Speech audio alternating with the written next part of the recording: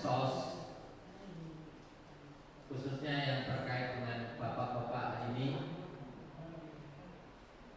Dari teman-teman kami persilahkan untuk mengajukan pertanyaan-pertanyaan, barangkali ada yang perlu ditanyakan.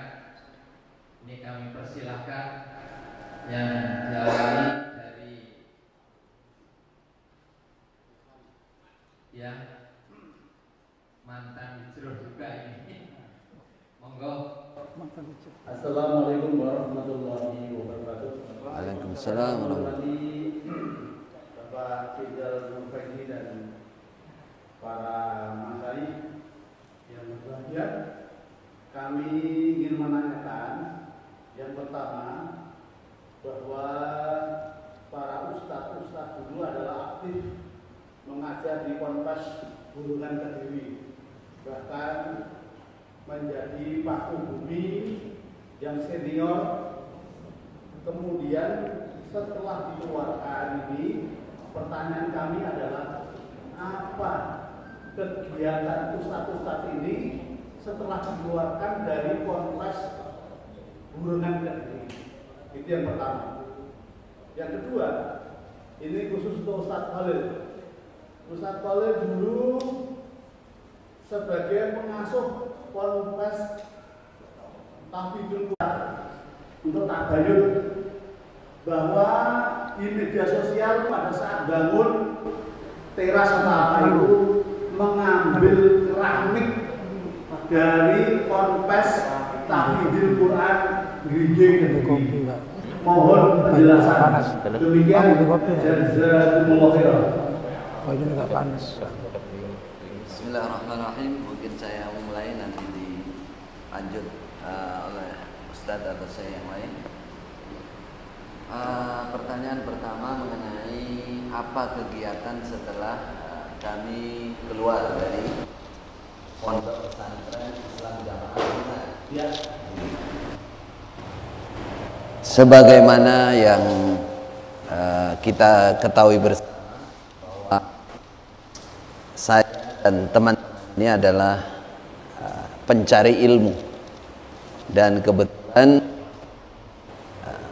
proses atau mencari ilmunya takdir Allah di Masjidil Haram. Jadi pulang pun kami membawa amanat keilmuan yang harus disampaikan. Karena dulu kami berangkat dari atau diutus oleh Islam Jamaah, maka kami pulang niatnya, keinginannya menyampaikan ilmu kepada mereka. Singkat cerita, kami dikeluarkan. Maka kalau panjenengan bertanya apa kegiatan saat ini, ya seputar ilmu saja, karena bagian kami, takhusus kami, keahlian kami di bidang itu. Artinya kajian, berdakwah, itu yang kami lakukan. Kalau dulu Anda mungkin pernah dengar salah satu pengurus organisasi Islam Jamaah mengatakan, delon gue nek metu lah ora payu. Alhamdulillah, dengan pertolongan Allah ternyata umat Islam banyak yang oleh Allah dibuka hatinya semangat mencari ilmu, bahkan banyak yang lebih semangat daripada murid-murid kami dulu di Islam Jamaah. Jadi kegiatan kami sekarang menyampaikan kajian-kajian ilmu ya ke masjid-masjid terdekat maupun masjid-masjid yang jauh. Kemudian yang kedua, secara khusus kami juga membuka kajian jarak jauh, bisa tiap malam atau tiap pagi, khususnya melayani teman-teman yang hijrah dari Islam Jamaah untuk memberikan wawasan kepada mereka, pendalaman masalah ilmu, terutama masalah akidah. Karena dulu di Islam Jamaah itu memang sama sekali tidak diajarkan masalah akidah. Jadi yang kami perdalam subhat-subhat dalam bab akidah supaya bisa segera hilang. Itulah kegiatan rutinitas kami. Kalau dulu kami dari masjid ke masjid adalah masjidnya Islam Jamaah. Kalau sekarang alhamdulillah kami dari masjid ke masjid, masjid umat Islam, umat Islam semuanya. Bisa kami adakan kajian atau mereka mengundang kami, ada yang rutin tiap 2 minggu sekali, ada yang seminggu sekali. Intinya kami berdakwah, menyampaikan ilmu yang kami telah pelajari dari Makkah Mukarramah. Baik, silakan Syekh Aziz. Baik, jazakumullah khair. Assalamualaikum warahmatullahi wabarakatuh. Bismillahirrahmanirrahim. Alhamdulillahi wahdahu wassalatu wassalamu ala man la nabiyya ba'dahu wa ala alihi wa sahbihi man wala amma ba'd. Poin saja, to the point, yaitu kegiatan kami ya, khususnya saya pribadi setelah dikeluarkan dari Islam Jamaah. Yang pertama yaitu sebagaimana sifatnya orang iman itu ya, yang tadi sudah disebut ya, tentang kalau pembawa ilmu ya memberikan ilmunya, dan itu memang sifatnya orang iman, selalu memberi kemanfaatan ya, potensi apa yang ada dalam dirinya, nah, apapun yang ada dalam dirinya itu diberikan untuk kemanfaatan. Dalam hal ini ada 2 hal yang khususnya saya berikan ya, yaitu di 2 medan, istilahnya 2 peluang. Yang pertama yaitu di medan agama Allah, artinya bagaimana ilmu yang saya dapat itu ya, kita sampaikan secara luas untuk li'ila'i kalimatillahil ulia. Kalau selama di dalam jamaah dulu hanya lingkupnya kecil dan hanya beberapa kali ditampilkan hanya untuk tampilan saja, seperti tamu-tamu dari MUI kalau datang ya kita memang dulu yang dikedepankan ya, Ustadz Khalil, saya, Ustadz Abdullah ini yang ditampilkan ya, karena dalam berinteraksi bahasa ilmu kita nyambung karena istilahnya sama-sama belajar. Nah, begitu kita ya saya dikeluarkan, saya juga tetap istiqomah bagaimana apa yang saya miliki itu untuk li'ila kalimatillahil ulia, sehingga program keilmuan dalam rangka ya, menolong agama Allah, ikut andil berkontribusi dalam meninggikan kalimat Allah, itu yang kita lakukan. Termasuk saya pribadi ada untuk Al-Quran, itu ada program intensif 300 hari yang dulu sebenarnya sudah dimulai di dalam Islam Jamaah ya. Sudah sekitar dulu 10 tempat ya, kemudian begitu kita dikeluarkan ya mungkin setahun berhenti ya.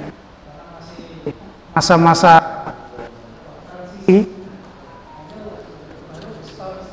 kita mulai lagi beberapa tempat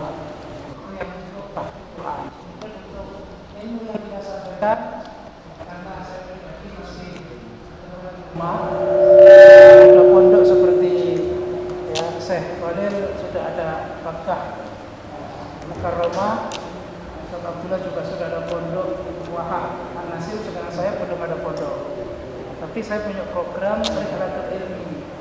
Kita mulai, saya mulai dari awal kita dikeluarkan, kalau Ustaz langsung live, saya datang ke tempat-tempat, mulai Jawa Timur, Jawa Tengah, Jawa Barat sampai Jabodetabek, dan mengadakan Rihlatul Ilmi yang setiap bulan pasti kita datangi face to face. Saat itu ya, selain mengajar kita menguatkan teman-teman yang hijrah, meskipun ya masih banyak yang bengong juga sehingga ngajinya itu sembunyi-sembunyi, artinya tidak diketahui. Tapi saat itulah ibaratnya kita mengumpulkan kepingan-kepingan. Itu juga bentuk dari an-nusrah fi dinillah, menolong agama Allah. Ya selain menyampaikan ilmunya juga istilahnya itu menguatkan, karena hijrah itu pasti ada hal-hal yang berat di awal. Nah, itu dari sisi menolong agama Allah. Kemudian dari sisi menolong haknya orang Islam, atau istilahnya itu memberi apa yang kita miliki untuk menolong saudara kita. Ini hubungannya dengan yang hijrah, hubungannya dengan keadaan-keadaan teman-teman kita yang ikut hijrah dari Islam jamaah. Ya, selain kita temui mereka, kita kuatkan mereka, kita buatkan acara. Ya, acara daurah. Acara daurah tidak hanya sekedar daurah. Kita ada daurah itu juga istilahnya bernilai tawasul. Ya, sambung rasa, saling bercerita, karena ketika mendapat persekusi, mendapat hinaan, dikeluarkan dari semua grup, teman-teman yang ada nyapa, ini kan susah. Nah, ketika ketemu dengan sesama yang susah karena mendapat perlakuan yang sama, itu jadi senang. Orang susah ketemu susah jadi senang. Itu yang kita lakukan. Jadi selain memang tujuan kita itu adalah keilmuan, tapi juga bagaimana membuat istilahnya itu tasliyah, istilah menghibur, ya menghibur. Itu yang saya lakukan, baik itu secara offline kita menjumpai maupun secara online. Begitu juga Ustadz Khalil ada channel Bakah, kemudian Ustadz Abdullah juga ada channel Asa. Nah, kalau saya memakai channel Manazil Ilmu. Jadi kita istilahnya apa yang kita tuju itu sama, ya, sama dengan mungkin seni yang berbeda, ya. Seni yang berbeda, cara yang berbeda. Ada yang bahasanya itu memang vulgar, seperti Syekh Khalil kan banyak ya membongkar ya, subhat-subhat, termasuk materi-materi takbil yang terus berseri insya Allah. Kemudian Syekh Abdullah juga begitu, meskipun jauh tapi pelurunya insya Allah terus, ya, artinya peluru untuk yang disebut tadi provokasi kebenaran tadi itu memang betul, kebenaran memang harus kita sampaikan. Kemudian kalau saya terus terang, ya, karena memang kita masih di posisi ya, dekat dengan markas, ya, ini kita memilih, atau saya memilih, yaitu cara-cara yang namanya taksil. Kita menjelaskan yang aslinya sehingga orang bisa berpikir tanpa bersentuhan dengan kalimat-kalimat yang memprovokasi atau takbir, memperingatkan, atau melabeli dengan nama-nama yang kasar. Karena itu juga sebuah sistem yang juga kita bangun, sehingga ketika ada yang mungkin menyebut bahwa itu sakit hati, nah, sekarang nyala-nyalain, kan nggak terbukti. Istilahnya yang membicarakan yang kasar tidak semuanya, ya, membongkar ya tidak semuanya. Tapi bukan berarti saya tidak membongkar, tapi saya juga menyampaikan dengan cara-cara yang itulah mungkin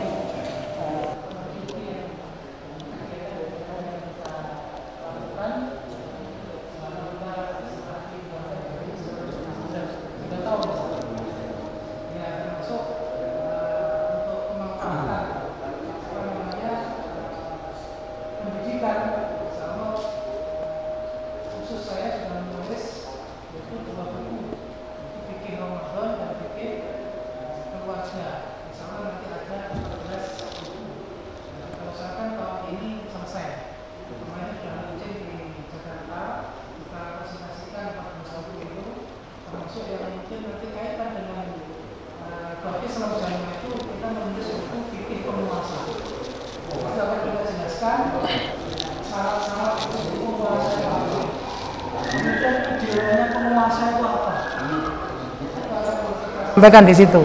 Jadi kita nggak membahas golongan yang spesifik, tapi kita menjelaskan bahwa secara syariat, ya, namanya penguasa itu seperti ini. Itu soalnya ada 14 buku. Ini bentuk dari kegiatan kita. Ya. Dan kemarin juga dihadiri oleh Ketua JIC Jakarta Islamic Center yang merupakan Ketua pengembangan dan pengkajian Islam Jakarta. Dia juga memberi tanggapan-tanggapannya. Jazakumullah, itu mungkin yang bisa saya sampaikan. Mungkin selanjutnya Ustadz Abdullah sedikit komentar. Allah yasfiq.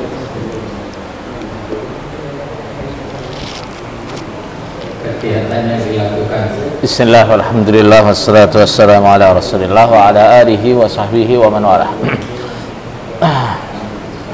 Untuk kegiatan saya sekarang ini, saya ada beberapa model kegiatan. Yang pertama,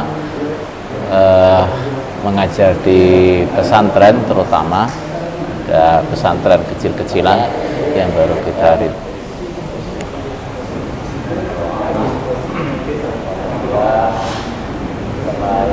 ini ngajar di pesantren, saya juga ada jadwal rutin, ya walaupun nggak banyak, saya jadwalkan setiap malam Ahad atau hari Ahad itu untuk mengisi kajian-kajian di luar pondok.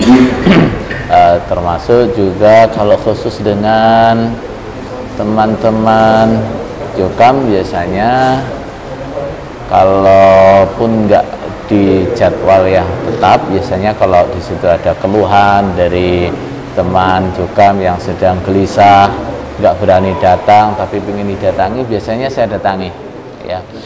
Itu biasanya begitu. Jadi walaupun di situ cuma satu orang di tempat yang jauh, kalau mereka minta didatangi, tak datangi biasanya. Tapi kadang mereka yang datang sendiri biasanya, tapi juga nggak selalu begitu. Kemudian untuk buku, saya nggak banyak menulis buku, mungkin hanya ada buku kecil yang saya tulis sudah agak lama tapi belum sempat dikoreksi sampai sekarang. Yaitu judulnya kurang lebih mengurai kerancuan paham imamah dalam Islam jamaah, spesifik banget bahas masalah Islam jamaah. Dan insya Allah cuma bukunya kecil saja, mungkin nggak sampai 100 halaman insya Allah. Itu kegiatan saya selama ini seperti itu, jadi simpel aja. Selain itu ya paling kegiatannya wong desa, macul, ngingu iwak gitu. Sing macul murite. Ngaku-ngaku. Kadang yang nguli. Nah.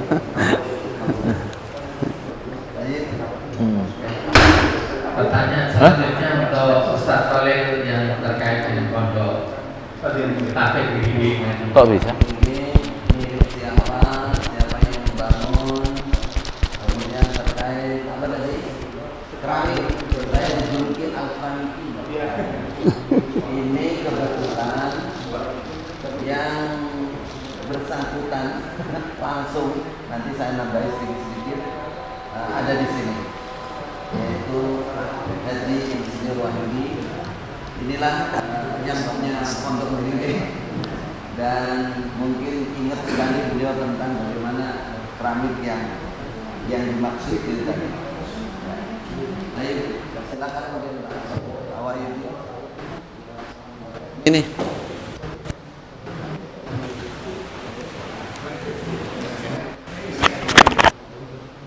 atau ke sini aja. Masuk. Ini aja. Masuk. Cuman begini. Ini balik. Bisa nggak?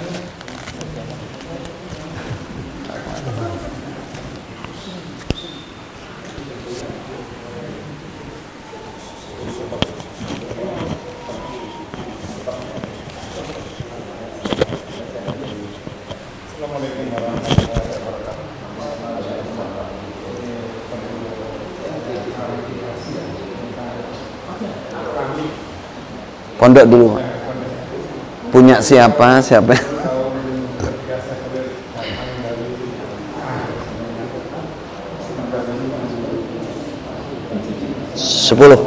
Ya, 11 awal ya.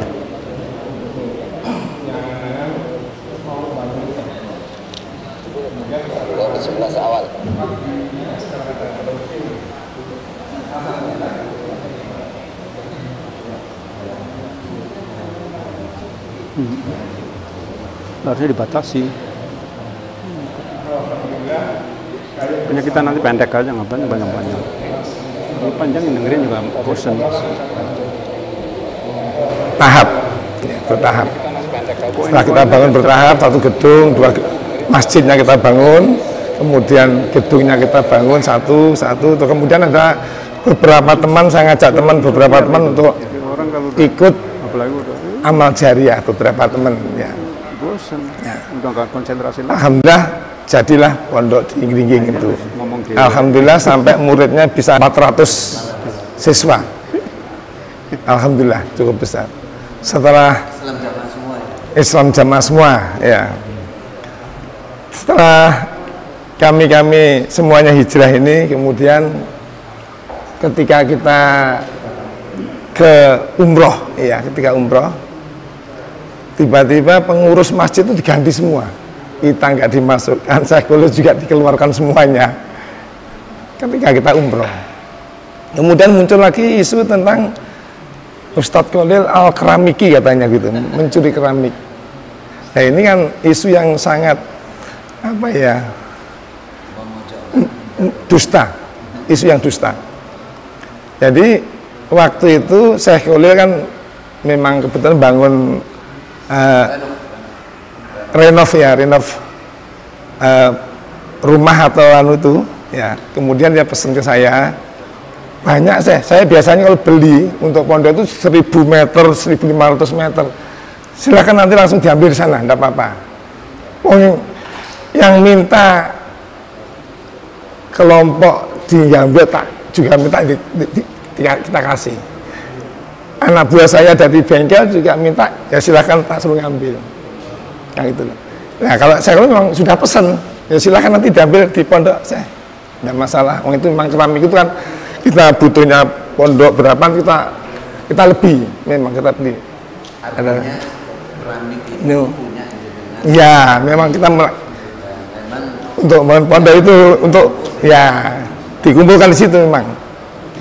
Jadi itu berita yang dusta. Makanya ini perlu kita klarifikasi agar semua menjadi jelas. Itu mungkin saya. Ya. Seingat saya juga seperti itu, dan itu sudah lama sekali. Kita nggak mengira bahwa itu bisa diangkat dan diplesetkan.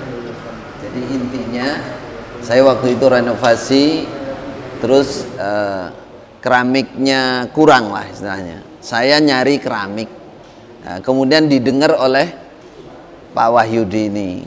Pak Wahyudi beliau katakan,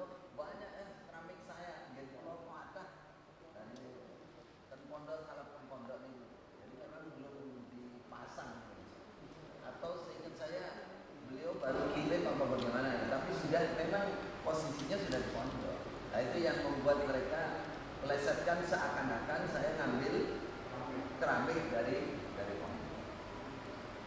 Ya itulah yang terjadi. Saya menguatkan lagi bahwa pondok itu sebenarnya ya, wakaf bersyarat. Nah di Jokam itu atau di Islam Jamaah itu imamnya waktu-waktunya nggak kenal namanya wakaf bersyarat. Mereka merasa kalau wakaf itu sudah haknya imam.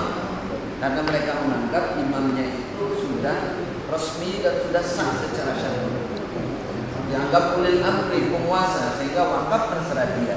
Padahal wakafnya itu bersyarat. Jelas-jelas Pak Wahyudi ini menulis isinya yang berhak mengelola pondok ini adalah saya dan keluarga saya. Kemudian Syekh Khalil dan keluarganya. Dan keluarga itu jelas tertulis, dan waktu itu ditandatangani ya masih saat itu ya imam daerah Kediri Barat, tanda tangan juga di situ ada bukunya sampai sekarang. Dan memang secara nyata dan kepengurusan di Kediri Barat namanya itu semua tahu, bahkan orang-orang desa aparat desa pun yang memang teman-temannya Pak Wahyudi ini sudah tahu bahwa pondok itu yang bangun Pak Wahyudi. Apalagi sebagian nama ya masih nama punya Pak Wahyudi. Memang sebagian besar tanah-tanah itu dinamakan pengurus-pengurus itu, bahkan bangunannya juga. Sehingga di waktu kami hijrah, tadi Pak Wahyudi nerangkan, tahu-tahu di belakang apa ngarani kita diserobot, ditelikung, kepengurusan diganti semua, termasuk saya ya pondok dilereni kabeh tanpa ada konfirmasi kepada kami, sudah diganti semua. Nah karena posisi kami saat itu ya memang secara ini, terutama Pak Wahyudi tidak punya bukan semua nama beliau. Dulu kita percaya saja, apalagi saya nggak punya nama sama sekali di situ, paling ketua yayasan terus ketua pondok juga, hanya seperti itu. Jadi mereka ambil alih sampai sekarang. Tapi ya mudah-mudahan suatu saat nanti Allah memberikan terbuka hati mereka dan sadar bahwa perbuatan seperti itu adalah perampasan hak. Karena itu wakaf bersyarat, bukan wakaf bank umum. Berarti mereka ngambil haknya orang. Apalagi kalau ada mereka komersil di situ, dikomersilkan, hasilnya juga bukan hasil halal, itu hasil haram karena bukan tidak punya hak untuk mengelola. Mungkin itu yang bisa kita sampaikan dalam hal ini. Monggo. Selanjutnya dari teman-teman monggo yang mau bertanya. Baik, assalamualaikum warahmatullahi wabarakatuh. Waalaikumsalam. Saya mohon izin untuk bertanya kepada Bapak Komjen Polisi Purnawirawan Nur Faizi Suwandi. Pertanyaan saya mungkin singkat Pak Nur, tapi ini banyak ditanyakan oleh beberapa saudara dan teman-teman terkait masjid daerah dan pondok di Kota Magetan, yang kita tahu bahwa sebetulnya masjid dan beberapa area serta pondok di situ adalah merupakan bagian dari wakaf Bapak. Namun kami dengar beritanya bahwa wakaf itu ditarik. Nah, ini mohon penjelasannya, apakah memang wakaf Bapak dibatalkan atau memang berita ini merupakan berita yang kurang benar sehingga perlu ditabayunkan hari ini. Demikian, terima kasih. Assalamualaikum warahmatullahi wabarakatuh. Jadi sekalian, saya jelaskan dan saya uraikan bahwasanya hari ini tidak benar sama sekali. Kami mungkin saya itu menarik wakaf lagi, wakaf itu diserahkan itu ditarik lagi, nggak mungkin. Paling dialihkan. Kan ada undang-undang wakaf, ada undang-undang yayasan. Jadi begini ceritanya. Dulu sudah lama, kira-kira tahun berapa juga lama sekali. Saya terakhir itu tahun kira-kira 5 tahun yang lalu. Saya punya masjid yang sebagai kuasa dari saudara-saudara saya yang kalau saya tanya itu kita berbangun selama 25 tahun yang lalu masjid besar di Magetan Cilacap. Ya, nah masjid itu di Magetan Cilacap. Nah kemudian masjid itu kita bangun dari tanah wakaf saya, dan kemudian diresmikannya itu wakafnya itu diserahkannya, tapi selama rentang waktu lama ini dikelola sama jamaah, bukan jamaah, kelola aja. Nah pada tahun 2017 kira-kira ya, berarti 2016 2017 itu 5 tahun yang lalu, dan 5 tahun lebih pada sampai sekarang ini kita berniat untuk permajaan para pengelola yayasan, karena memang saya kan pendiri dan saya kebetulan ketua Dewan Pembina. Sebagaimana kita ketahui Undang-Undang Nomor 28 tahun 2004 sebagai yang memperbarui ya, Undang-Undang Nomor 21 tahun 2001 itu Undang-Undang Nomor 16 tahun 2001 itu menyebutkan bahwasanya wakaf itu diserahkan oleh wakil kepada nadir, dan itu di depan kantor urusan agama. Waktu itu kantor urusan agama Kecamatan Magetan Cilacap. Nah sudah tahu sebelum itu dan dikelola waktu itu oleh Jokam. Ya, Islamnya Pak itu dikelola sama mereka, orang-orang sana juga mengelola. Luas, juga kampung pertama, kemudian ada pesantren. Dikelola oleh mereka untuk kami. Kemudian tahun 2015 kita, karena undang-undang wakaf tahun 2004 tadi saya katakan nomor 28 itu yang menyatakan bahwasanya kapanpun pendiri dan pembina itu bisa berubah nama yayasan. Nah, bukan pengurus yayasan, bukan nama yayasan. Yayasannya di situ dinamakan Yayasan Minhajul Rashidin, sudah lama. Tapi pengurusnya kebanyakan mayoritas itu Jokam. Jokam itu istilahnya insan jamaah gitu. Nah, setelah terjadi kasus atau peristiwa besar yang menimpa jamaah, yaitu dengan kembalinya para ulama-ulama kita yang 10 tahun belajar di Mekah datang ke Indonesia untuk memperbarui, tapi akhirnya malah diusir, ya, diusir dari Kediri itu. Saya berkeyakinan bahwa ini hal yang sangat salah. Orang dikirim mencari kebenaran, ditemukan kebenaran, belajar di sana 10 tahun, pulang malah diusir. Jadi saya mulai menyelidiki, menanyakan kepada para saya ini bagaimana nih, saya punya wakaf yang dikelola oleh Jokam. Kalau apakah saya ikut berdosa kalau ada apa-apa nanti? Tapi tanpa itu pun saya itu membaca undang-undang yayasan terakhir nomor 28 tahun 2004 itu yang menyatakan kewenangan pembina untuk mengganti seluruh pengurus yayasan Minhajul Rasyidin Majnah. Mengganti, bisa sebagian, bisa seluruh. Tidak harus 5 tahun, berapa bulan, sebulan, 2 tahun, atau 1 tahun, 2 tahun, boleh waktu-waktu. Karena memang pembina, ketua dewan pembina ini diberikan hak oleh undang-undang, karena dia adalah yang memberikan wakaf, yaitu pendiri, merangkap pembina, diberikan hak untuk turut mengawasi, walaupun sudah diwakafkan, turut mengawasi, melihat bagaimana perkembangan itu. Tapi selama 5 tahun, sejak tahun 2016 itu atau 2017, tidak pernah ada laporan. Kan harusnya tiap bulan, katakanlah begitu ya, ya katakanlah 3 bulan sekali lah, katakanlah 6 bulan sekali harus ada laporan ke saya sebagai ketua dewan pembina, ketua pembina dan pendiri. Gak ada laporan. Terus kemudian sampai 5 tahun tidak pernah ada laporan. Ya, jadi saya bilang, wah ini gak benar nih pengelolaan begini. Mulailah saya menyelidiki apa saja sih yang bisa diajarkan di sana oleh para pengurus yayasan yang lama ini. Ternyata ajaran-ajaran yang sesat, menyesatkan, yaitu takfiri. Ini ajaran takfiri ini sesat nih.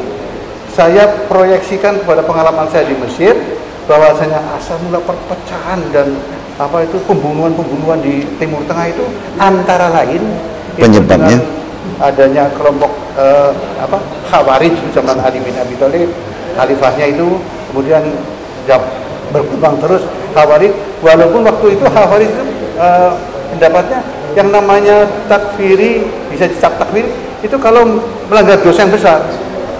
Tapi di sini yang ada di takfiri itu lain, pengertian yang ada di Jokam itu. Jadi mereka mengkafirkan orang yang keluar.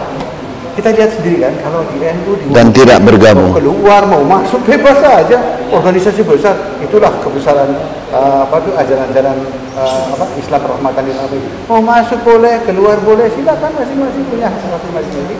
Tapi ini masuk dikekang, dikasih doktrin takfiri, bukan hanya takfiri ya, ada takfiri, ada bitonah, boleh berbohong, kemudian harus baiat kepada imamnya, tidak la islama ila bil baiat, wala baiata ila bil la islama ila bil jamaah, wala jamaata ila bil baiat, bil imamah, wala imamata ila bil baiat, wala baiata ila bil taat. Tidak dikatakan Islam kalau tidak berjamaah. Nah, itu sih kita semua juga jamaah. Jamaah di mana aja kita jamaah kan. Tapi ada satu lagi, ditingkatkan lagi, tidak dikatakan jamaah kalau tidak berimam ya. Ya, tidak dikatakan berimam kalau tidak berbaiat. Tidak dikatakan berbaiat kalau tidak bertaat. Nah, ini 5 hal seperti ini nggak ada itu ajaran di mana. Saya tanya kepada para saya dan sebagainya, ternyata ini ada hadis, tapi hadis yang diplesetkan gitu. Salah gunakan, diplesetkan hanya untuk kepentingan imam dan kelompok sana itu. Jadi saya yakin ini salah. Untuk itu saya bilang sama mereka, itu saudara sekali, ini ada begini, mau nggak teman-teman yang sekarang ada di Jokam dalam ini, yang menguasai, yang mengelola masjid wakaf saya dan pesan saya untuk kembali ke jalan Islam rahmatan lil alamin, Islam yang benar. Saya kasih waktu untuk mempelajari, dan kalau nggak bisa mempelajari, kita datangkan ulama. Sampai saya datangkan ulama loh. Ada waktu itu ada acara dengan para ulama ini datang ke Majenang menyampaikan beberapa, kebetulan ada event di Masjid Agung, Nah kebetulan di situ ada pengajian, saya adakan di masjid belakang untuk memberitahu mereka ini salah, ini yang benar begini-begini. Mereka sampai waktu yang saya tentukan tidak juga merubah, tetap kekeh bahwasanya mereka benar gitu, paling benar, dan di luar mereka adalah murtad, di luar mereka kafir dan masuk neraka hanya mereka yang masuk surga. Ini kan nggak benar, saya pikir. Gila ini, saya bilang sampai batas waktu tertentu saya bilang ini mau nggak berubah, nggak mau berubah. Oke, saya panggil notaris, yaitu Pak Budi dari Purwokerto yang jago lah di bidang masalah yayasan dan sebagainya, karena berkali-kali ada sengketa yayasan, datang ke sana, kemudian merubah semua pengurus yayasan. Dan saya rubah dari Jokam, semua pengurus yayasan Minhajul Rasyidin Majenang terdiri daripada organisasi besar. Pengurus yayasan dari NU dan Muhammadiyah masuk situ semua. Saya umumkan waktu itu juga, dan mereka yang hadir di situ orang Jawa tanda tangan perubahan yayasan, ada tanda tangannya di depan notaris lagi. Kan udah mau gitu. Nah sekarang dalam prosesnya tetap mereka sudah kita bilangnya suruh pergi, nggak mau pergi juga. Yayasan aktenya sudah dirubah, notaris terdaftar di Menkumham, ya. Terus kemudian kita daftarkan juga ke BWI, ya, karena wakaf dan masjid dan pesantren itu harus didaftarkan Badan Wakaf Indonesia, BWI. Kita daftarkan ada yayasan mengelola, kemudian ini wakaf saya serahkan kepada organisasi besar Islam, dan kemudian dicatat di BWI Provinsi dan BWI Kabupaten Cilacap, dan sudah ada keluar surat keputusannya bahwasanya masjid dan pesantren ini terdaftar di Badan Wakaf Indonesia BWI yang diharuskan oleh pemerintah terdaftar di situ. Sudah prosedur itu sudah kita tempuh, ya, sudah kita tempuh. Nah setelah itu kami mulai menunjuk, karena yang lama itu di Jokam itu ada wakif nazir. Saya wakif, saya serahkan wakaf ini ke nazir. Nazir ini menurut undang-undang yayasan itu mengelola dan membangun wakaf ini sesuai dengan undang-undang. Dan kemauan saya juga, masukan saya. Pesantren, masjid-masjidnya terbuka untuk umum, rahmatan lil alamin, siapa saja boleh jadi imam.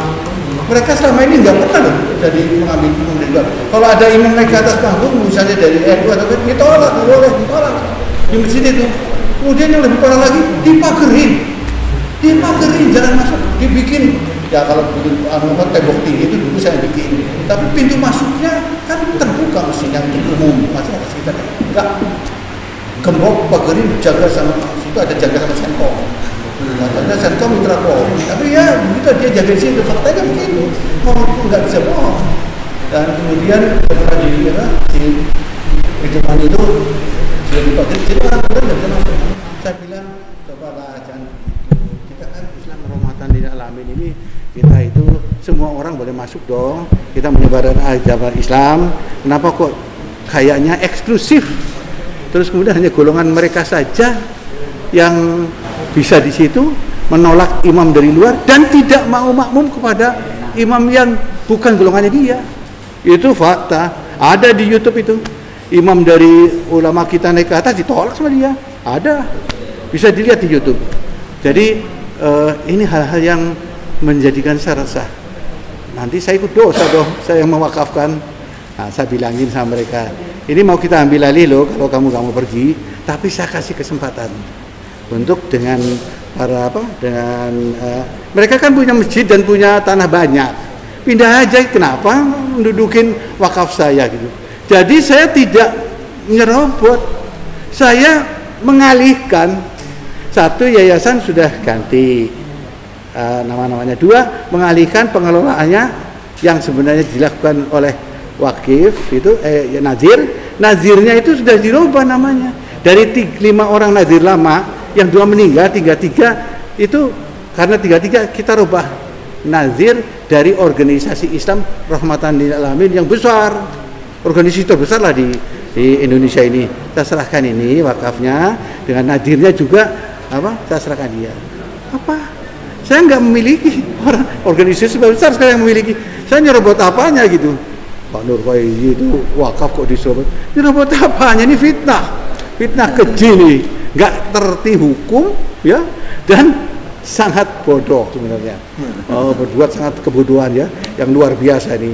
Nah, kita jelaskan kepada Forkompinda, Bupati, Kapolres, Dandim dan sebagainya, kemudian dan camat, lurah, semua kan sudah tahu semua. Andaikan hari ini saya masuk, udah bisa, nggak ada masalah itu. Jadi, tapi kita masih baik hati. Ya silahkan, kalau masih mau sadar, ayo bersama-sama kita sama-sama ngaji di situ, sholat di situ, tinggal di situ boleh, asalkan ikut kurikulum kita. Apa itu kurikulum? Kurikulum Islam Rahmatan lil Alamin, kurikulum yang diakui oleh seluruh umat Islam dan khususnya organisasi Islam yang besar itu. Kurikulum yang kondusif untuk hal-hal yang bisa membahayakan persatuan dan kesatuan bangsa. Apa itu? Yaitu karena ajaran ini adalah ajaran takfiri ini sebenarnya, terus terang aja, ini bisa cenderung ke arah radikalisme. Dan takfiri ini, supaya kita ketahui bersama, yang pengalaman saya di Timur Tengah itu, satu langkah ke depan itu sudah boleh membunuh orang yang dikafirkan. Maksudnya boleh membunuh itu boleh dialirkan darahnya. Nah, inilah yang sangat berbahaya, radikal, dan bisa terjadi hal-hal yang bisa merusak persatuan dan kesatuan bangsa. Walaupun mereka berteriak-teriaknya yaitu Pancasila harga mati, Indonesia negara kesatuan. Tapi ingat, dia punya doktrin yang berbahaya, bitona. Ucapannya itu tidak bisa saya percaya. Kenapa? Karena ajarannya bitona. Boleh berbohong. Yang sebenarnya itu ajaran takiyah namanya dari Iran ya, Syiah itu. Tapi itu Syiah takiyah namanya. Tapi sini dia beda. Kalau ditanya siapa imam kamu, jangan ngaku. Apakah pernah bayat? Jangan ngaku. Jangan ngaku pernah bayat dan sebagainya. Lebih parah lagi, dia memungut uang infak namanya 10%. Tiap bulan itu gila tuh. 10% lebih dari zakat. Zakat kan 2,5% 1 tahun. Ini 10% hartanya harus disetorkan ke sana. Ya. Nah, ini dininabobokan dengan doktrin-doktrin yang seakan-akan itu doktrin agama, ketaatan dan sebagainya. Nah, saya nggak mau dong, masa masjid saya dikelola sama orang golongan yang begitu. Saya alihkan aja, ambil undang-undangnya, saya rapikan semuanya, sekarang sudah selesai, serahkan kepada organisasi besar, sudah, saya nggak ada urusan apa-apa, tapi aman, ajarannya aman, saya nggak ikut dosa. Nah, itulah awal mula mereka marah, kemudian mereka memfitnah segala macam, kata Pak Nur Faizi merebut masjid wakaf. Wah, dari mana merebutnya ini? Justru ini bahaya, dia ngomong gini ini bisa berbalik nanti ke dia sendiri. Ya, tapi ya kita kan kasihanlah mereka, mungkin ketidaktahuan, kebodohan mungkin atau bagaimana. Ayolah kita rangkul bersama-sama, ngaji bersama ya dengan ajaran-ajaran Islam Rahmatan lil Alamin. Tinggalkan apa tuh doktrin-doktrin yang takfiri dan sebagainya. Kita bina persatuan kesatuan untuk Republik Indonesia yang kita cintai ini. Demikian dari jawaban saya, terima kasih. Assalamualaikum warahmatullahi wabarakatuh. Pertanyaan saya untuk kepada Syekh Ibu Syekh dan Syasis, ada pepatah dari kaum saya itu, segala hal atau segala sesuatu yang dibungkus oleh agama tapi diiringi dengan daya itu akan terasa indah dan menyenangkan. Namun terkait fenomena yang saat ini berkembang itu di kalangan pendakwah, yaitu program maupun institusi, itu ada semacam bahaya itu kegiatan mendorong menggerakkan sedekah kepada umatnya, kepada jamaahnya, tapi kemudian pada ujung-ujungnya berakhir pada tuntutan hukum. Jadi ada yang kemudian mengatakan bahwa ajakan sedekah itu kemudian ternyata pada dasarnya adalah merupakan perhimpunan dana yang tentunya melanggar aturan dan ketentuan Dan sayang itu dilakukan oleh para pendakwah, dai atau institusi keagamaan. Nah ini bagaimana Pak Ustaz itu kemudian menyikapi yang demikian. Lalu untuk pencegahan itu seperti apa? Kemudian Assalamualaikum warahmatullahi wabarakatuh. Assalamualaikum warahmatullahi wabarakatuh. Bismillahirrahmanirrahim. Mengenai kasus-kasus seperti ini, ada yang dilakukan oleh perorangan atau personal seorang ustadz atau kiai, dan kalau kita ingat juga dilakukan oleh sebuah kelompok atau organisasi yang saya pribadi tidak bisa hilang ingatan itu yaitu dari kelompok Islam Jamaah yang saya berpuluh tahun ada di dalamnya. Menurut saya memang keikhlasan orang berdakwah, mengajarkan ilmu, menggalang umat, ya, itu sebenarnya adalah pekerjaan hati. Tidak ada orang yang mengerti hal itu kecuali Allah. Innallaha alimun bidzatis sudur. Namun ada kata pepatah, ya, adz-dzahir yadullu 'alal batin, bahwa yang tampak dari seseorang itu kadang-kadang menunjukkan isi batin. Ketika seseorang, ya mohon maaf, ada seorang ustadz misalkan, selalu nasihatnya atau dakwahnya atau motivasinya masalah sedekah terus, nah, uang, sedekah atas nama lipatan pahala 700 ila masya Allah 700.000 unfik alaik, kalau kamu infak nanti pasti dibalas oleh Allah, dan seterusnya. Untuk zaman ini perlu dicurigai ini. Kenapa kok dakwahnya kok selalu itu? Apa dibalik itu? Apa namanya modelnya atau apa sebenarnya motivasinya dia? Motifnya seperti apa? Apakah ini betul, misalkan di belakangnya memang betul dia sedang membangun sebuah pondok, sebuah masjid. Nah, kalau itu pun juga perlu kita teliti kepastiannya. Kadang nanti pondoknya orang, masjidnya orang, dia masuknya ke kantong dia. Nah, yang paling kita curigai kalau di balik itu bisnis, ya. Jadi atas nama ngambil secara sedekah, motivasi sedekah, terus ternyata sudah pergerakannya ini bisnis. Tidak dijumpai, saya yang belajar ilmu belum pernah menjumpai sejak zaman Nabi atau Khulafaur Rasyidin terus motivasinya sedekah tapi dibalik itu tuh bisnis. Nah ini kalau sudah bisnis ini sudah cenderung ini ada apa-apa nih pasti dibalik ini. Nah, ini intinya mengatasnamakan sedekah untuk memancing umat supaya semangat, supaya terhipnotis, karena umat Islam pasti senang surga, pasti senang pahala, apalagi mereka mengeluarkan uangnya tidak hilang, bahkan bertambah, pahalanya pasti. Lah ini dia, ini yang paling mereka sukai. Nah itulah yang kita baca, ya, ada beberapa ustadz kita sudah tahu sendiri sekarang di beberapa tempat modusnya, motifnya seperti itu. Maka ini yang saya katakan tadi, kita umat Islam supaya lebih cerdas lagi, lebih teliti lagi meneliti hal yang seperti ini, ya, yang seperti ini, supaya sedekah kita, niat baik kita bisa tersalurkan. Ini memang akhir zaman ya seperti ini. Banyak orang ya berkedok agama,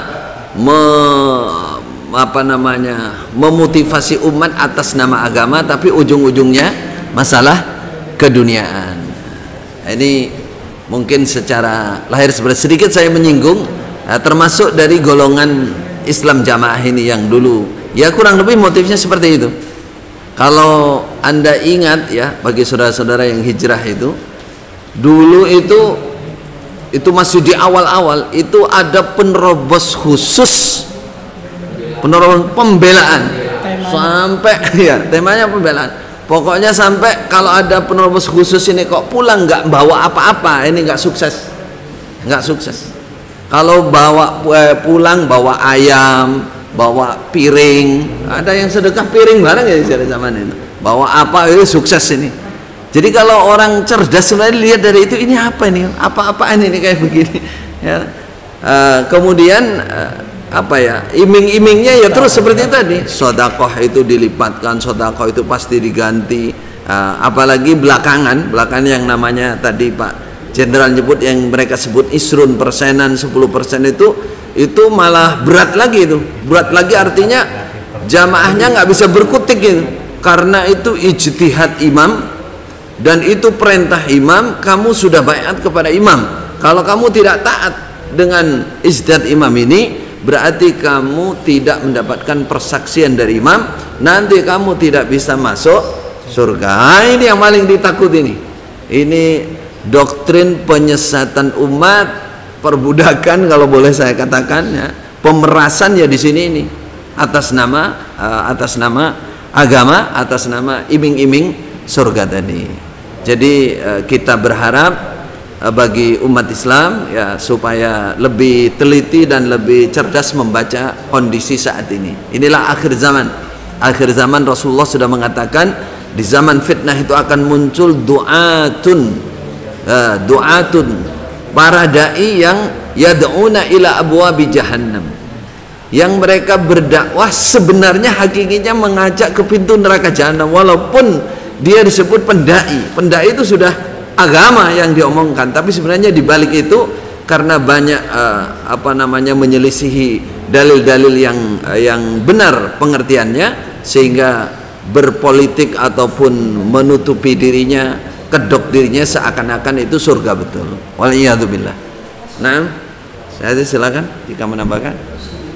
Ya, sedikit saja untuk masalah fenomena zaman sekarang ini memang seperti tadi disampaikan, itu fenomena akhir zaman, yang mana akhir zaman ini sesuai dengan dalilnya dunia itu kan akan semakin dibuka. Termasuk fitnah terbesar umatnya Nabi Muhammad itu adalah fitnah harta, dan gaya hidup manusia juga sekarang bisa disebut hedon, ya, hedonisme, yang memang suka dengan kemewahan, suka dengan kekayaan yang kalau bisa itu didapatkan secara cepat, ya, secara cepat, dan ini dimanfaatkan oleh orang yang mempunyai tujuan-tujuan duniawi yang dibungkus dengan agama, apalagi untuk menuju ke situ atau penampilan sebagai ulama, penampilan sebagai dai, penampilan sebagai orang yang patut diikuti. Itu sekarang mungkin orang dengan membaca sedikit artikel, membaca beberapa referensi buku sudah tampil sebagai dai, tampil sebagai ulama, sehingga istilah kasarnya itu bukan ulama tapi ngulama. Nah, tapi ngulama. Ya, ini juga terjadi di golongan-golongan, termasuk dulu di kita sendiri di Islam Jamaah, ya sebenarnya kapasitas ilmu mungkin ya belum, ya istilahnya ta'ahulnya itu belum, belajar untuk skill kemampuan ilmunya itu belum, tapi diposisikan sebagai ulama. Lah, orang-orang yang seperti ini akan ya memicu tadi itu keinginan-keinginan duniawinya dibungkus dengan agama. Nah, jadi banyak ya, baik para orang yang disebut ustadz atau dai, atau bahkan mungkin golongan-golongan komunitas-komunitas ya dakwah atau komunitas, bahkan seperti di lembaga-lembaga pendidikan itu kadang-kadang ya ada yang sebenarnya tujuannya itu adalah dunia, ya, bagaimana mengeruk harta sebanyak-banyaknya dengan lewat agama. Ya mungkin agamanya tetap ada, tapi itu hanya untuk tampilan. Ya, padahal secara hukum Islam itu kan bagaimana kita mengeluarkan harta untuk agama. Kalau dunia pendidikan ya untuk ilmu. Makanya dulu diceritakan negara Israel itu mengkritik ya negara Saudi Arabia atau negara-negara Arab yang memang dalam pendidikan mereka itu banyak memberi fasilitas ke rakyatnya gratis. Ya, sekolah itu malah dikasih ya, uang saku, buku ya mukafaah. Sampai kita sendiri di Ma'had Haram, wah itu tiap bulan kita dapat Cukup untuk makan. Cukup untuk istilahnya untuk riwariwi, untuk saku itu setiap momen-momen tertentu liburan itu ya lumayan. Di Syekh kita di Syekh Yahya, nah itu juga alhamdulillah. Ya, kadang-kadang dikasih kayak apa namanya nota pembelian itu isinya ada beras 50 kilo, tinggal ngambil di tokonya. Di sana istilahnya miliaran dolar tiap tahun untuk pendidikan. Ya, dikritik oleh negara Israel, negara istilahnya itu sekuler. Kalian menghabiskan dana miliaran dolar untuk pendidikan, sedangkan kami bisa mengeruk miliaran dolar dari pendidikan. Nah, ini kan istilahnya apa? Ya target yang berbeda. Ya, target yang berbeda. Kalau kita mengeluarkan banyak harta untuk pendidikan, untuk agama kita, itu untuk istismar, untuk investasi akhirat yang nggak mungkin rugi. Yang nggak mungkin rugi. Nah, ini bentuk dari bagaimana kita memahami itu. Makanya ini yang dimanfaatkan oleh para dai-dai yang disebut tadi itu, yang obsesinya hanya yaitu dunia. Nah, di situ ada indikasi-indikasinya atau indikator yang menentukan hal itu. Ya, termasuk ya beberapa yang sudah disebutkan tadi. Kalau nasihatnya, ceramahnya cuman istilahnya menggembar-gemborkan hanya donasi, sedangkan mungkin peruntukannya untuk apa itu nggak begitu disampaikan. Kalau ada yang nanya, jangan jadi Bani Israel. Nah, istilahnya apa? Ya sebagai bukti kefahaman, sebagai bukti ketaatan itu nggak boleh banyak nanya, harus percaya. Nah, ini bentuk.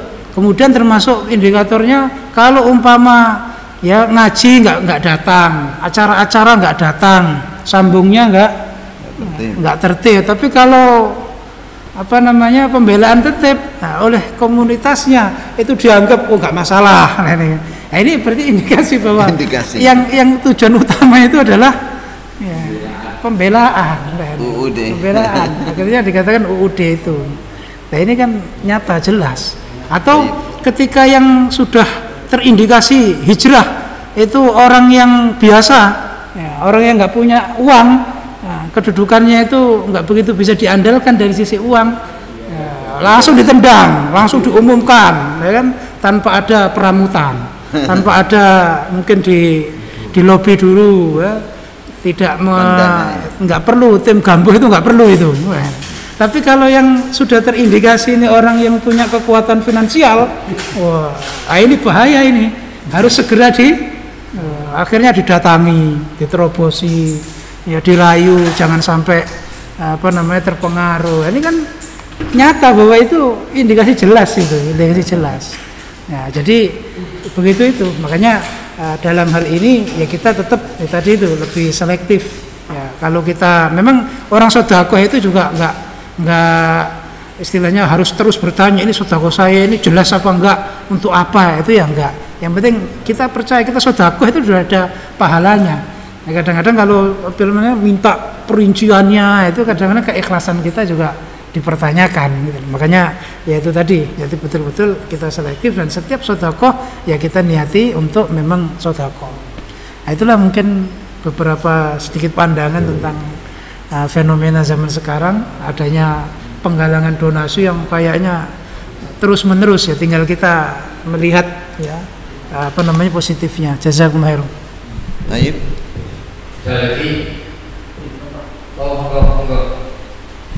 pertanyaan simpel, jawaban juga insya Allah simpel.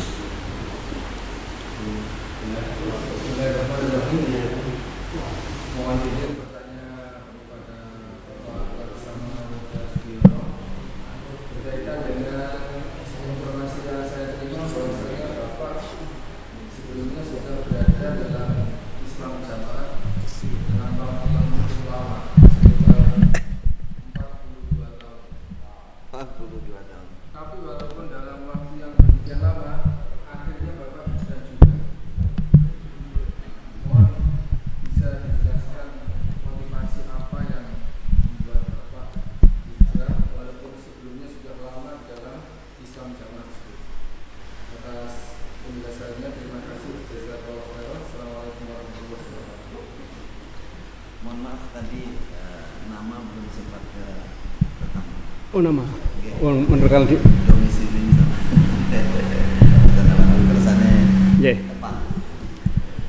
Assalamualaikum warahmatullahi wabarakatuh.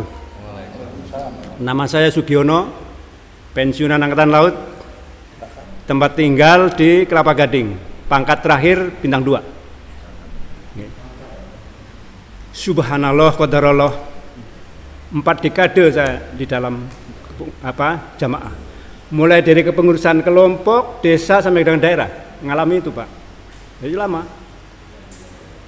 Jadi tetapi semua itu perjalanan hidup saya, ya, insya Allah.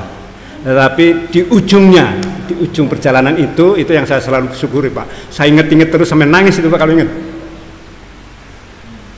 Seiringan dengan berjalannya waktu atas karunia Allah, saya mulai belajar ilmu syar'i, ilmu agama yang berdasarkan Quran hadis, ya, sesuai dengan pemahaman para sahabat, sebagaimana diajarkan oleh Rasulullah, kemudian difahami oleh sahabat, dipahami oleh para tabi'in, tabi'ut tabi'in, diteruskan ke generasi-generasi penerus. Dan itu sudah dijamin di dalam Al-Quran, surat At-Taubah ayat 100, ya kan, sudah dijamin. Jadi kan, nah, inilah contoh generasi yang terbaik. Nah, kita hidup sekarang di zaman akhir, zaman fitnah. Kenapa kita tidak pilih contoh sana? Ya. Nah, bagaimana saya sampai seperti itu? Ya, kembali lagi karunia Allah ini Pak. Karunia Allah, saya mulai belajar. Mulai mendengarkan radio Roja itu, kemudian ada kajian di Kelapa Gading. Di mana? Di sini, Dr. Kalimas. Oh, saya datang sana. Kebetulan sama keluarga ya. Alhamdulillah. Jadi kami ini betul desa. Jadi saya, istri dan anak-anak ikut semua Pak. Jadi bukan sendirian. Ya. Nah, sering dengan demikian maka mulai saya ada pemasukan ilmu, sehingga wawasan dan pemahaman saya tambah. Loh, dulu saya kan nanyanya tahunya itu aja kan, dijejeli terus itu kan, 5 bab setiap hari, apalagi pengurus kan setiap hari itu musyawarah Pak, Masya Allah. Ya, tapi itu qadarullah, saya tidak, ya udah terjadi, itu saya syukuri karena saya mendapat tunjuk. Ya.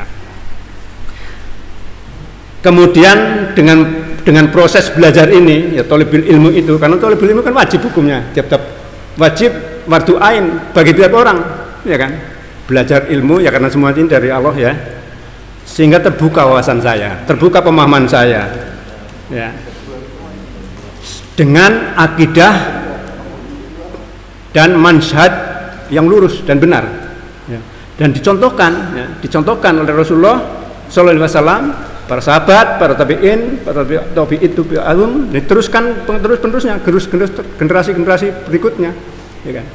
Nah, alhamdulillah kita kan sebagian gitu loh. Ini Masya Allah, perbedaan jarak waktu dan tempat jauh sekali, tetapi Allah berarti menghendaki kebaikan, sehingga kita dikasih petunjuk.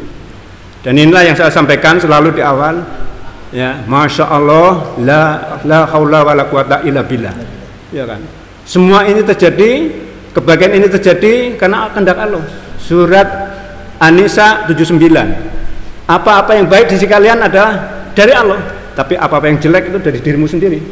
Iya kan? Oleh karena itu kembali lagi, saya sangat bersyukur ya, di usia senja saya diketemukan dengan jalan yang lurus. Dan saya berdoa mudah-mudahan saya bersama keluarga dan generasi turunan saya bisa istiqomah sampai dengan akhir hayat.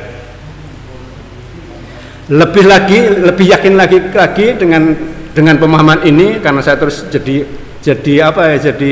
rajin ngaji Pak, termasuk jadi di tempat kami juga kita adakan pengajian ya. Ya. Kajian, sehingga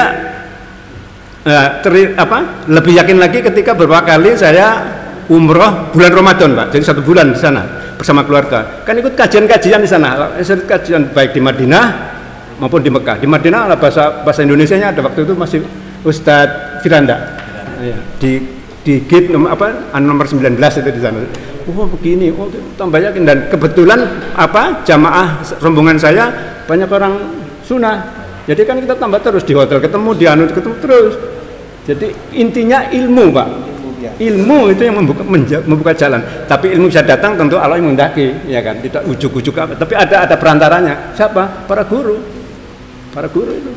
Nah, kita berhati-hati harus milih guru, karena guru harus betul-betul kita tahu pasti yakin ini akidahnya benar, ini macamnya lurus, kemudian akhlaknya baik. Itu guru yang akan luruskan ilmu. Jangan sembarangan cari guru. Tapi kalau kita mencari kebenaran dari siapa saja boleh, asal benar. Tapi kalau cari guru harus jelas. Ya, harus jelas. Akidahnya jelas, manhajnya jelas, kemudian akhlaknya soleh. Ya, jadi itulah kira-kira perjalanan hidup saya yang alhamdulillah saya selalu bersyukur dan selalu saya syukuri. Ya, insya Allah dari jalan belajar ini Allah membukakan pintu jalan hidayah, taufik, dan mudah-mudahan ini menjadi jalan surga saya dan keluarga. Insya Allah ini menjadi hibror, ya, pelajaran. Mungkin teman-teman saya yang masih ada di dalam sana, ya ini bukan kalau Allah menghendaki kenapa tidak, ya kan? Ya, karena kuncinya di belajar ilmu. Kita kalau masih di dalam tempat di dalam saja, kita nggak bisa membandingkan ini benar atau salah nih. Tapi kalau kita bisa belajar, gurunya Imam Bukhari aja lebih dari 1000, padahal beliau berapa hafalannya? 1000 lebih gurunya. Lah kita gurunya siapa?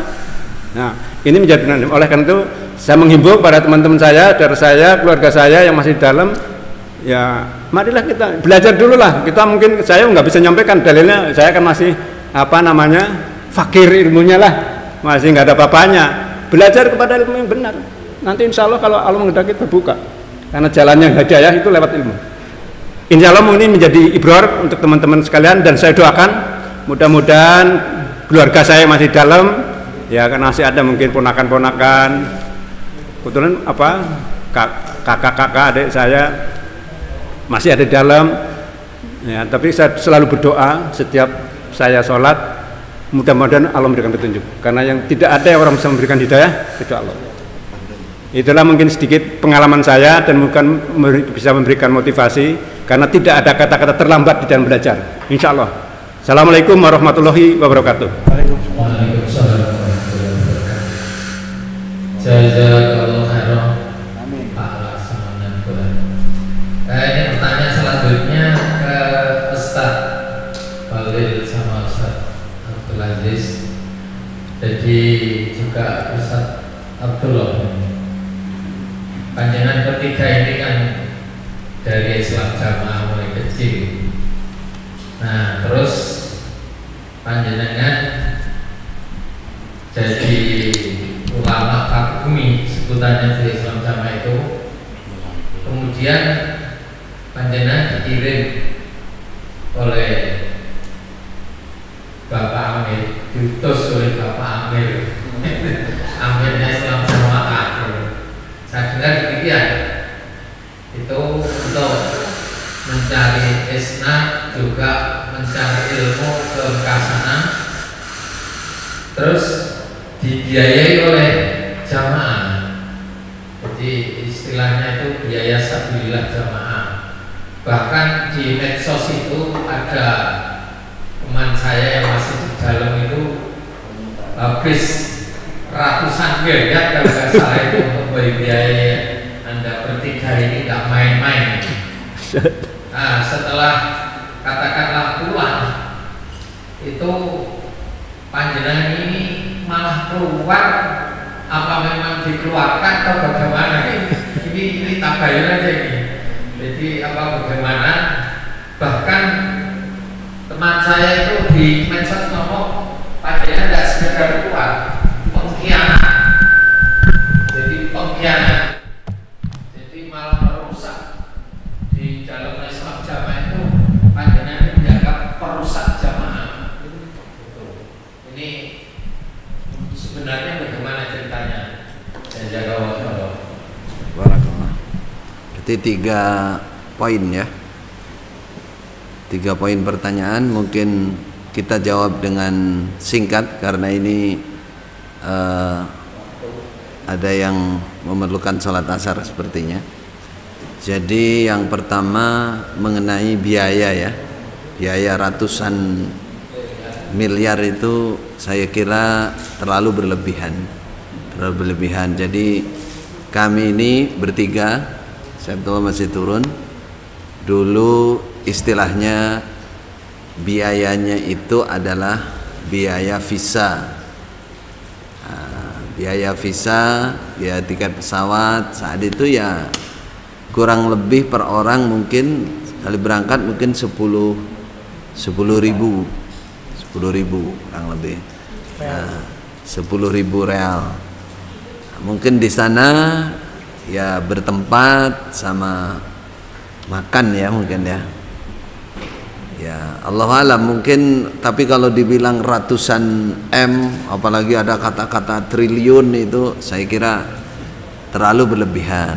Fa insyaallah seingat kami sampai teman saya sebelah ini jarang persenan atau bahkan mungkin nggak persenan. Karena apa? Karena ukhra kalau bahasanya Jokam. Tiap bulan itu mohon maaf untuk susunya anak saja itu nggak cukup ya, tapi ya ini kalau karena ini pertanyaannya kan pernyataannya berlebihan dulu, jadi kondisi kami di sana kalau dibilang pas atau kurang lebih kepada kurang. Untungnya kami di sana ada seperti tadi dinyatakan dari mulazamah kepada Syekh Yahya, ada orang sedekah untuk para tulab, kami dapat dari Ma'had Haram kami juga mendapatkan. Artinya kaitannya dengan ini tidak berlebihan kami di Mekah untuk level kami yang dianggap sudah waktu itu paling top dikirim, terus artinya orang terkesannya itu turah belawah, kata orang Jawa, turah-turah, sangunya turah-turah, enggak. Bahkan kalau kami rasakan mau apa-apa itu susah sekali, harus nulis dulu, minta bantuan misalkan nulis dulu untuk kelahiran dan lain-lain, itu masih prosesnya ribet di sabilillah, namanya sabilillah Jokam ini. Nah, itu. Ini saya menjawab bukan menghina, tapi membaca kenyataan karena ini arah pertanyaan yang seakan itu berlebihan. Kalau boleh dibilang kami kurang untuk keperluan anak, istri dan pada saat itu berkenaan dengan masalah biaya. Kemudian singkat saja, kami belajar diutus ke sana kemudian pulang, kenapa kok keluar atau dikeluarkan?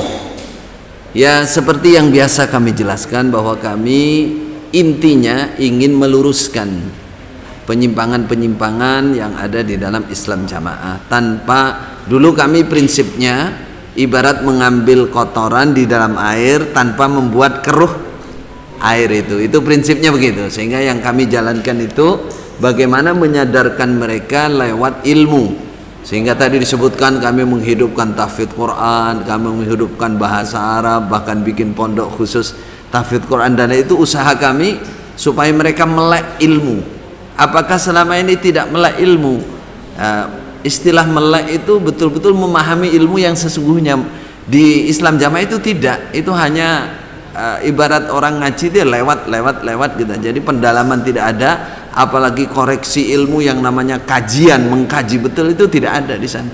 Hanya hatam-hataman saja. Nah, disitulah membuat banyak sekali penyimpangan-penyimpangan akidah, terutama mereka tidak sadar.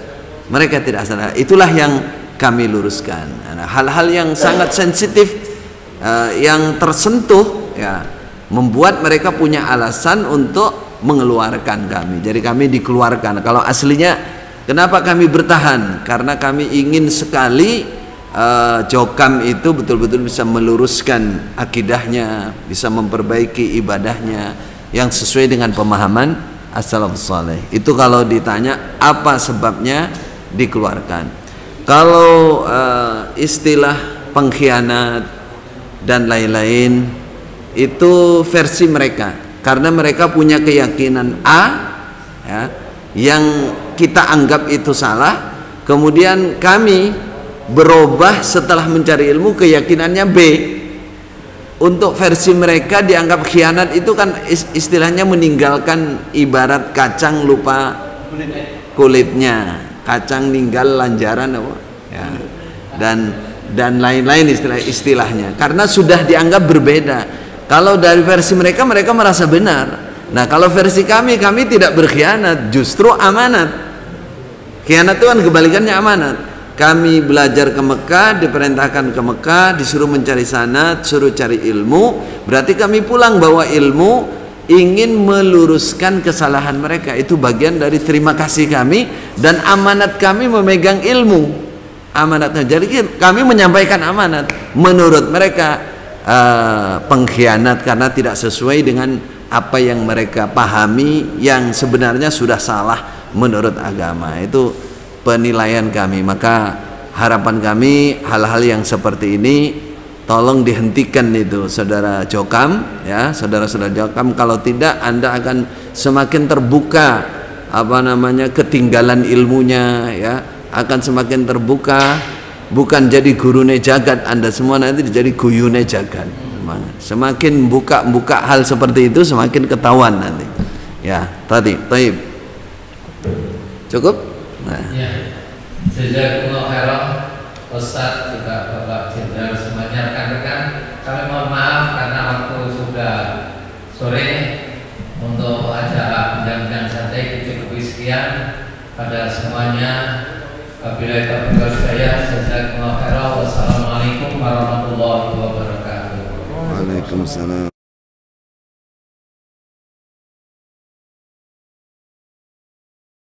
شيء علما